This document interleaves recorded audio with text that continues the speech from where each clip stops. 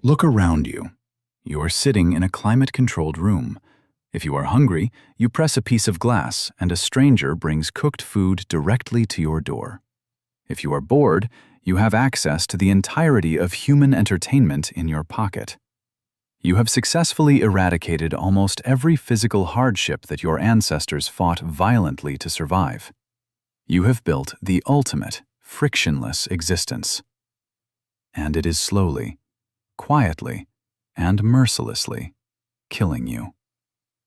You think comfort is a reward. It is not. Comfort is a highly addictive, invisible poison. It is putting your warrior instincts into a deep, irreversible coma. You are trading your biological vitality and your psychological dominance for a padded cell. You are safe, you are warm, and you are entirely, breathtakingly fragile. If you are sick of the softness, if you are disgusted by your own fragility, and if you are ready to reject the poison of the modern incubator to forge an unbreakable inner citadel, subscribe to Core Wisdom. We do not offer pillows. We offer the anvil. Subscribe now and let us introduce you to the glorious pain of friction. We have fundamentally misunderstood the purpose of human existence. You have been sold a catastrophic lie that the ultimate goal of life is to arrive at a state where you no longer have to struggle. You hustle, you grind, and you save your money so that one day you can just sit on a beach and do absolutely nothing. You dream of the day when all resistance is permanently removed. But you are ignoring the most basic, undeniable law of biology. Whatever does not experience resistance atrophies. If you take a muscle and put it in a cast where it does not have to work, it does not rest. It dissolves. It wastes away until it can no longer support its own weight. Your mind, your character, and your spirit operate on the exact same ruthless biological principle. Look at the modern human. Look at yourself. Because you have eradicated all major struggles from your daily routine, your nervous system has become hypersensitive to micro-frictions. You have a full-blown panic attack because the Wi-Fi is slow. You let your entire day be ruined because a barista got your coffee order wrong. You are thrown into a state of deep existential depression because someone left a negative comment on your digital profile. This is the absolute definition of fragility. When you remove the heavy weights of real survival, you do not become happier. Your brain simply magnifies trivial inconveniences into massive psychological traumas. You have become a porcelain teacup in a world that is fundamentally designed to be a rock tumbler. And the exact moment real tragedy strikes, the moment you lose your job, your health fails, or someone you love dies, you will shatter into a million pieces. Because you have spent your entire life aggressively avoiding the very friction that was supposed to build your armor. You are living the life of a domesticated zoo animal. The zoo animal is perfectly safe. It is fed on a strict schedule. It has no predators. The temperature in its enclosure is mathematically optimized. It will mathematically live longer than its counterpart in the wild. But look closely into its eyes. The fire is completely gone. It paces back and forth in a state of chronic, numb depression. It has been stripped of the very struggle that defined its entire species. You are pacing inside your own digital enclosure. You have all the food, all the safety, and all the endless entertainment, but you are haunted by a deep, suffocating emptiness. That emptiness is not a chemical imbalance. It is your soul screaming for a heavy burden to carry.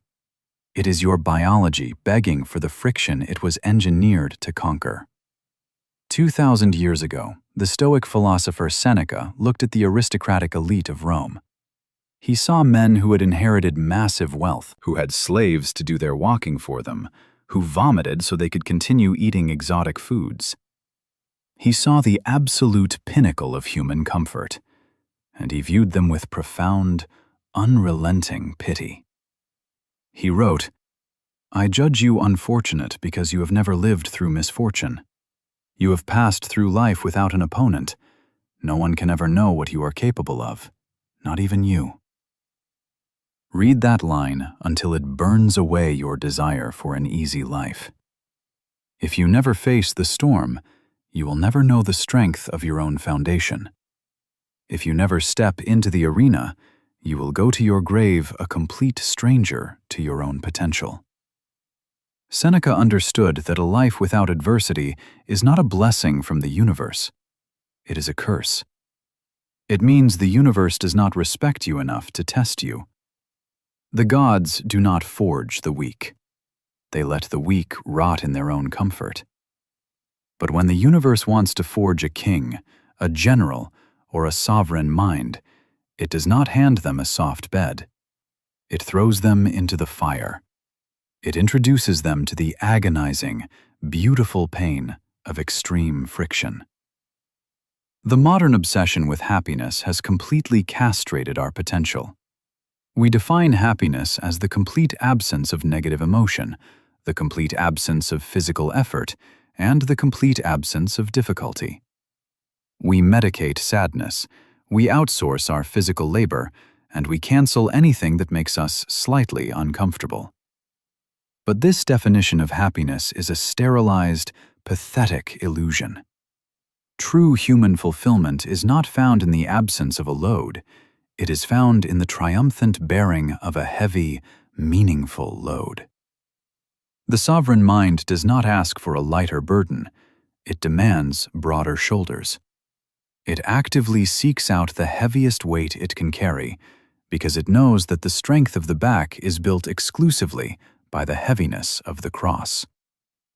Friction is the only mechanism through which physical and psychological evolution occurs. A diamond is not created by resting gently on a velvet pillow. It is forged under the crushing, violent pressure of the earth. A blade is not sharpened by rubbing it against silk. It is sharpened by grinding it violently against a hard stone. You claim you want to be sharp. You claim you want to be unbreakable. Yet you spend every waking second of your life running away from the stone and wrapping yourself in silk. You are choosing the anesthesia over the cure. You are choosing to die a slow, comfortable death rather than enduring the pain of coming fully alive. When you hide from the cold, when you refuse to sweat, when you avoid the difficult conversation, you think you are winning the game of life. You think you have outsmarted the system. But the system is biology, and biology cannot be cheated. The bill for your comfort will eventually come due, and it will be paid in the currency of your own fragility. When the storm finally hits, and the mathematical certainty of reality dictates that the storm always hits, your padded walls will not protect you. They will become your tomb. To survive the modern incubator, you must become a biological anomaly. You must become the ruthless architect of your own suffering. If the world will not test you, you must systematically and aggressively test yourself. You must adopt the ancient, unyielding practice of voluntary discomfort. The Stoics did not just theorize about strength, they physically engineered it. Seneca was one of the wealthiest and most powerful men in the Roman Empire. He had access to every conceivable luxury the ancient world could provide. Yet, on a regular basis, he would leave his massive estate, dress in the clothes of a beggar, sleep on the cold, hard earth, and eat the cheapest, most stale bread he could find. He did this for days at a time. Why would a man who had everything deliberately choose to live like a man who had nothing? Because he was actively vaccinating his mind against the fear of loss. He was proving to his nervous system, through undeniable physical action, that the worst-case scenario was completely survivable. He wrote, "Set aside a certain number of days, during which you shall be content with the scantiest and cheapest fare, with coarse and rough dress, saying to yourself the while, 'Is this the condition that I feared?' You must understand the profound difference between being resilient and being anti-fragile. A rock is resilient. When you hit a rock with a hammer, it resists the blow. It stays exactly the same until eventually, under enough pressure, it shatters. The modern human ego tries to be a rock, rigidly defending its comfort until reality shatters it. But a biological system is anti-fragile. When you hit a muscle with the heavy resistance of an iron weight, it tears, it suffers, but it does not shatter. It repairs itself, it adapts, and it grows denser, thicker, and fundamentally stronger than it was before the trauma. It requires the friction to evolve. You do not want to be resilient. You want to be anti-fragile. And anti-fragility requires a constant, calculated dose of trauma. To achieve this, you must implement the framework of engineered friction. You must look at your perfectly comfortable, frictionless, climate-controlled daily routine and deliberately inject calculated doses of extreme physical and psychological pain. You must declare war on the path of least resistance. Tomorrow morning, when you step into the shower, you do not turn on the hot water. The hot water is a lullaby for the weak. You turn the dial to absolute, freezing cold. The exact moment that ice-cold water hits your skin, your primitive ape brain will absolutely panic. Your lungs will gasp for air, your heart rate will violently spike, and every biological instinct in your body will scream at you to step out, to turn the dial back, to seek the warmth. And in that exact moment of absolute panic, you do nothing. You stand there. You control your breathing. You look the panic directly in the eye, and you say, "I am the master of this biological vessel. I decide when we leave." You are not taking a cold shower to clean your physical body. You are taking a cold shower to assassinate your own weakness. You are proving to your nervous system, within the first 10 minutes of waking up, that your sovereign will is completely dominant over your biological desire for comfort. You start the day by conquering yourself. Next, you must look at your pathetic relationship with food. You eat before you are even hungry. You graze constantly throughout the day to avoid the slightest sensation of emptiness. You panic if you miss a single meal, convinced that you will lose all your energy and faint. You must implement strict intermittent fasting. You must force your body to experience the raw, agonizing sensation of actual hunger, and you must learn to function flawlessly while completely empty. You let your stomach growl. You feel the evolutionary panic of starvation kicking in, the deep biological fear that there is no food left in the tribe. And you ignore it. You continue to work with absolute, predatory precision. You fundamentally detach your cognitive performance from your physical consumption. You teach your body that it does not dictate the terms of your existence. But engineered friction goes far beyond the biological.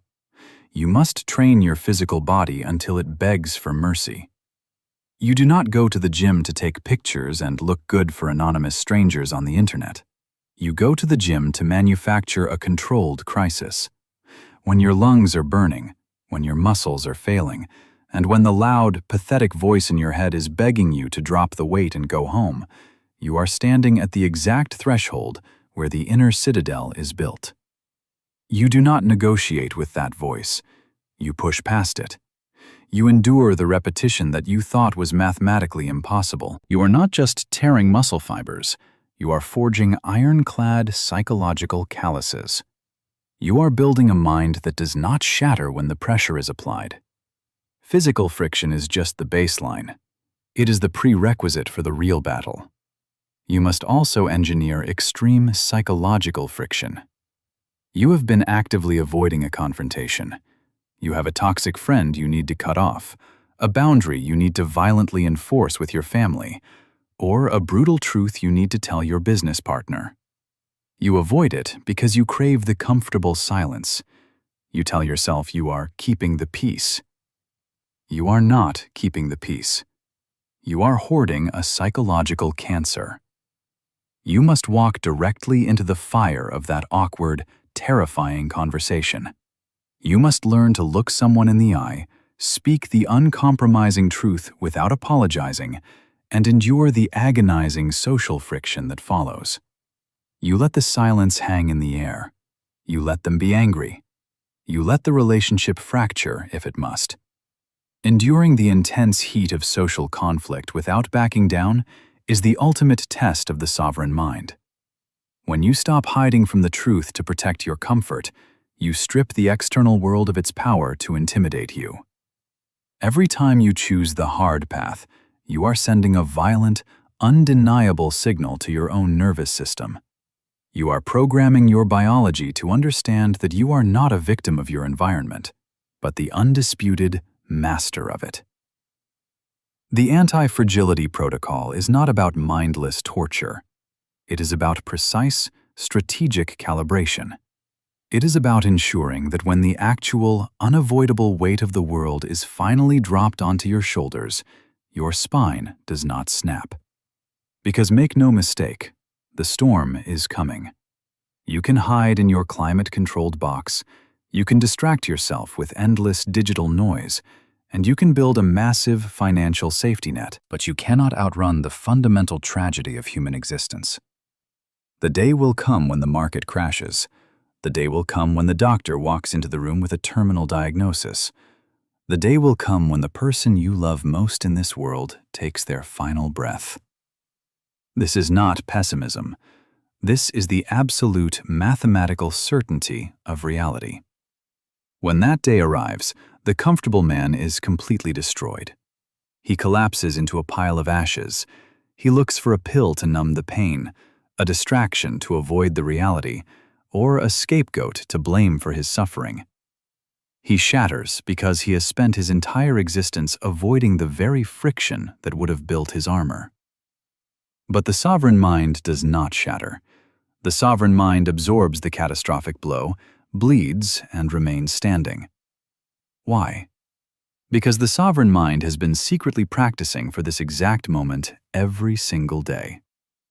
When you have voluntarily frozen in the shower, starved your body of food, pushed your muscles to the point of absolute failure, and walked into the fire of social conflict, the tragedies of life no longer feel like an alien invasion. They are simply a heavier version of the weights you have already been lifting. You must recognize comfort for what it truly is, a master thief. It does not break into your house violently in the middle of the night. It slips in quietly, disguised as a friend, and it slowly steals your ambition, your resilience, and ultimately, your freedom. A human being who cannot tolerate extreme discomfort is a slave. If you require a perfect room temperature, a perfectly brewed coffee, and a perfectly peaceful environment just to function, you are completely at the mercy of the system. You are entirely dependent on external conditions that you do not control. You are not a free individual. You are a domesticated pet whose leash is made of modern conveniences. True freedom is the absolute, unshakable confidence that you can survive and thrive in the most brutal, unforgiving conditions imaginable. It is the knowledge that if everything is taken from you tomorrow, your wealth, your status, your soft bed, you will not break. You will simply adapt, overcome, and rebuild the empire from the dirt up. This level of terrifying freedom cannot be bought. It cannot be hacked. It can only be earned through the daily, agonizing payment of voluntary friction. You have forgotten that rest is only sweet when it is preceded by absolute exhaustion. A warm bed is only a profound reward if you have spent the entire day freezing in the mud. A large meal is only a spiritual experience if you have spent the past 24 hours intimately acquainted with starvation. When you make comfort your baseline, you completely destroy the value of the reward. You exist in a gray, numb purgatory where nothing hurts, but nothing feels truly magnificent either. You are flatlining. It is time to rip the IV out of your arm. It is time to step out of the incubator and walk naked into the storm. Stop asking the universe for an easier life. An easy life is a death sentence for your potential. Ask the universe for a heavier burden, and then build the back required to carry it. Starting today, you will declare a permanent war on the path of least resistance. When you are faced with two choices, you will systematically choose the one that causes the most immediate friction. You will take the stairs until your lungs burn. You will speak the truth even when your voice shakes. You will deny yourself the cheap digital dopamine and force yourself to sit in the agonizing silence of your own thoughts. You will transform your daily routine into a brutal, unforgiving forge. The inner Citadel is not a luxury resort. It is a military fortress. And fortresses are built to withstand sieges, not to host vacations. You are the architect, the mason, and the soldier. Pick up the heavy stone. If you are ready to abandon the pathetic safety of the modern incubator, if you are prepared to embrace the glorious, transformative pain of engineered friction, and if you are finally ready to forge a mind that cannot be broken by the tragedies of reality, subscribe to Core Wisdom. We do not promise you an easy life. We promise you an undeniable one. Walk with us.